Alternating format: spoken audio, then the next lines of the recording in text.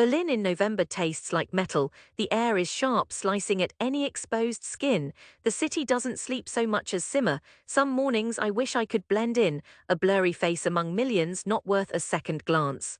Instead, on the morning everything changed, I felt every inch a spectacle. At precisely 8:53, I stepped into the drafty vestibule of Schmitt Partners, feeling the wood grooves of the vestibule under worn boots. The offices over on Friedrichstrasse always felt beige carpets, beige walls, beige souls. The receptionist, Petra, regarded me with the same glance I'd given unwashed windowpane. At my desk, I slid headphones around my ears, pressing play on yesterday's edit. The whir and pop of my own cutscenes soothed me, wrapping me up against the dull churn of corporate life. I was deep into a short for a transport conglomerate, barely holding back a yawn at another engineer reciting stats, when Herr Becker's voice landed like a thundercrack, hard, without warmth, not expecting to be thawed. "Roth, my office now." When I arrived, Becker was standing, hands folded behind him, suit jacket stiff as his jaw. Behind him, Berlin's low skyline bled through a rare patch of glass. He didn't look up. "I've reviewed your pitch for the company history film," he began. "The board was entertained." Becker's lip curled subtly on the last word. "You seem to forget what pays your salary. No one here gives a damn about emotional scenes in an assembly line. They want facts, not fancies. You want to make artsy little movies? Fine, just not on company time." I felt the whole open plan office press closer, invisible but humming with anticipation. My cheeks flushed as if I'd run from Alexanderplatz with a fever. "My approach was to engage viewers, sir," I replied, quiet. He moved closer, eyes like cracked slate. "Your job is to do what you're told. This isn't film school. Get your head out of the clouds. Dreams don't buy bread, Herr Roth." He was expecting me to crack. "Understood, sir," I said, barely audible. The world collapsed to the hum of the heater and the ragged beat of my heart. I left the office, aware of eyes flicking up, watching me shrink from the door. At lunch, Petra nudged Nadine and tilted her head. "Wonder if he'll ever get it," she said. It was quiet but clear enough. Nadine snickered. They always managed to sound much more clever than they were. By the time I reached home, I couldn't breathe. My flat, one-room cold on the Kreuzberg edge felt more coffin than loft. I stared at my wall. A map of ideas and post-it notes for documentaries I'd never made, tales from my Turkish neighbor's youth, the underground dancers of Cottbusser Tor, stories I'd heard in half a dozen dialects. Becker's voice thudded in my head. "Dreams don't buy bread," a line made for rat poison. Most nights my phone lit up with family. My mother, stoic from Upper Bavaria, always feigned interest. My father was more blunt. "You ever going to get a real job?" "Something secure," my brother Florian laughed when I brought up cameras. He worked in finance, wore a suit like armor, lived for spreadsheets and return on investment. "A filmmaker," Uncle Carl at family gatherings always bellowed, half-drunk, appealing to the room. "Berlin's full of them. They say the same in 1969. I'll make it big." "Bah, join the club." The room would echo with laughter. I nodded and smiled, letting my mind drift away to something warmer. But every time I sat in the cubicle under Becker's nose, I felt it, the split between wanting to belong and wanting to leap. I edited safety training videos until the words turned into babble and my coffee tasted of desperation. Then one night, after Becker's rebuke still fresh and the city humming under new snow, I sat in bed watching a shaky clip I'd filmed.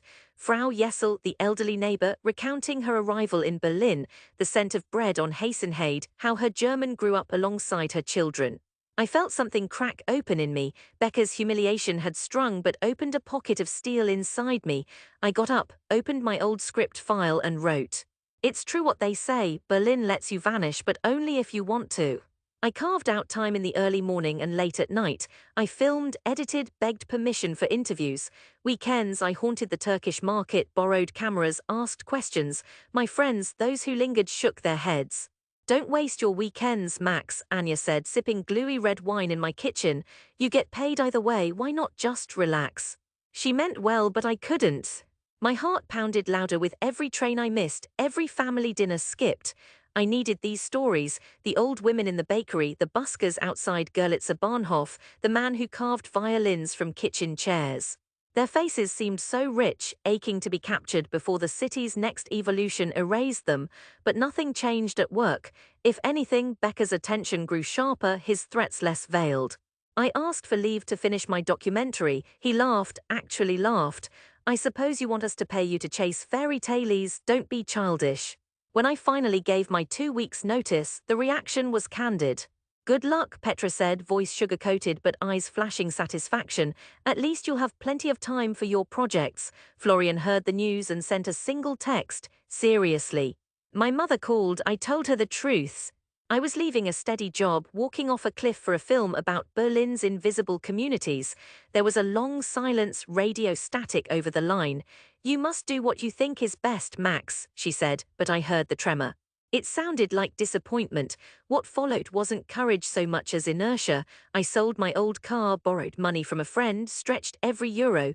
In the empty time, I filmed until my arms ached, then fell asleep to the sound of my own edits.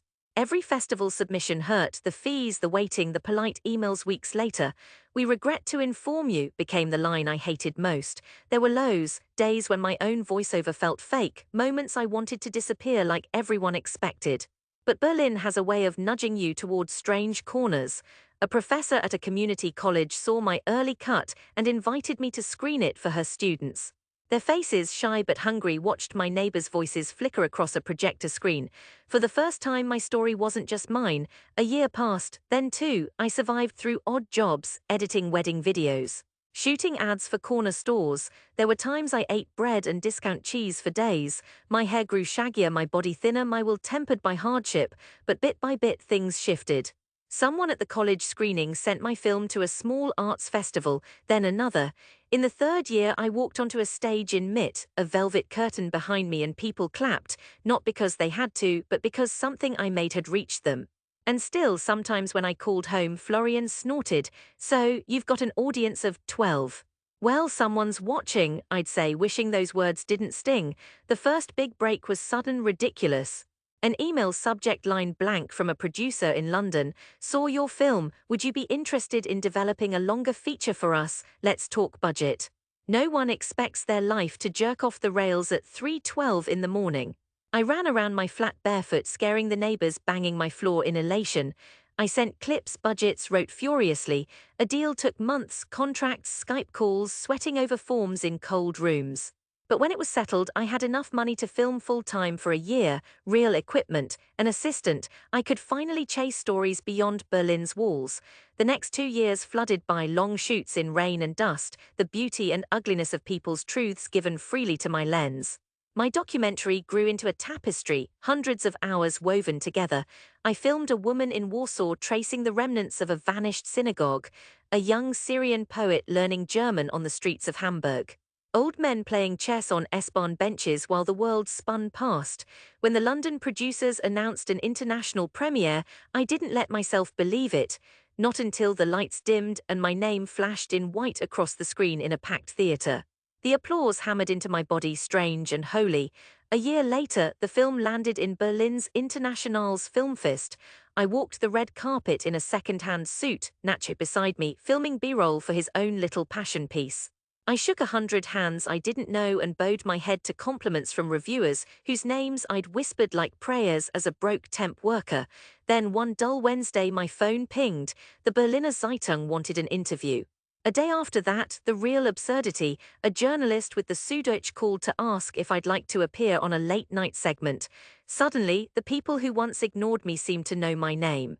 I'd gone from an afterthought to a guest of honor, but I wanted more, not fame or money, maybe just a reckoning. I wanted my family and my old colleagues to see not just what I'd done, but that I'd survived, built something they couldn't have imagined.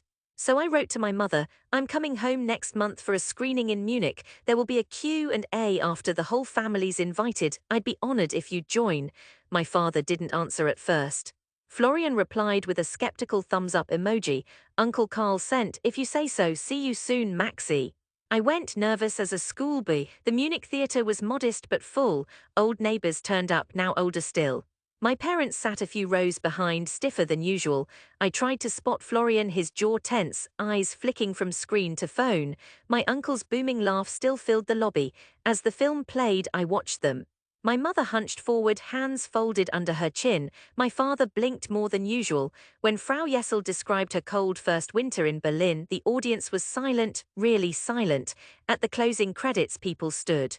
They clapped not just politely but as if something had moved them sideways. The Q&A was brief, my nerves rattling as I answered questions from the moderator. I felt a new tenderness swell inside me, softer and sharper than before. Years of humiliation, of self-doubt twisted into something honorable. When it was done, I accepted flowers with trembling fingers. Outside the theatre, cold air braced my skin. The old city buzzed with distant trams. My family hovered, uncertain. For a moment no one said anything. Then, to my shock, my father stepped forward. He looked at me, not through me, but at me. I could smell his aftershave, something so comfortingly ordinary. "You did well, Max," he said, voice rough. "This was I didn't know." My mother embraced me bone-tight, crying softly, "I'm sorry for not believing, I just wanted you safe." Florian, hands jammed in coat pockets, took a slow breath. His eyes, usually darting and restless, lingered on mine. "I guess," he said, "I was wrong. Lot of work for a dream, huh?" I nodded. It was all I had. Uncle Carl, of all people, slapped my back and grinned. "Not bad, Maxie." "Not bad at all." My aunts and cousins circled, peppering me with questions. It felt unreal. The next week I flew back to Berlin for the German premiere. Schmitt Partners, my old employer, had sponsored drinks for the lobby reception. Becker came in a cheap suit, hair thinner, handshake limp. He drifted toward me at the after-party, a practiced smile on his lips. "Congratulations, Roth, never doubted you, of course." His eyes darted. "Dank, Herr Becker," I replied quietly. "Sometimes you need a little doubt, makes the work honest." An editor from Schmidt's, Nadine, watched the screening. Her face was unreadable when my credit rolled across the giant screen. Max Roth, director. Afterward she approached. "We didn't think that you'd actually do it." There was a tremor in her voice, half awe, half apology. I shrugged. I barely believed it myself. But standing there, surrounded by skeptical faces turned reverent, something eased inside me. The walls I'd carried for years began to collapse. For the first time, I didn't feel I had to explain. Late that night, walking out onto Unter den Linden as snow began to fall, I let the city blur into pale lights and passing strangers. Berlin was colder still, but a different kind of cold. In the window reflections, I saw not someone running, but someone returned, carrying the stories, the pain, and the tenderness I'd fought to hold. For the first time, I looked forward not with steel but softness. My city, my work, my family, all waiting, changed. I didn't need their applause anymore, but I'd earned the right to return.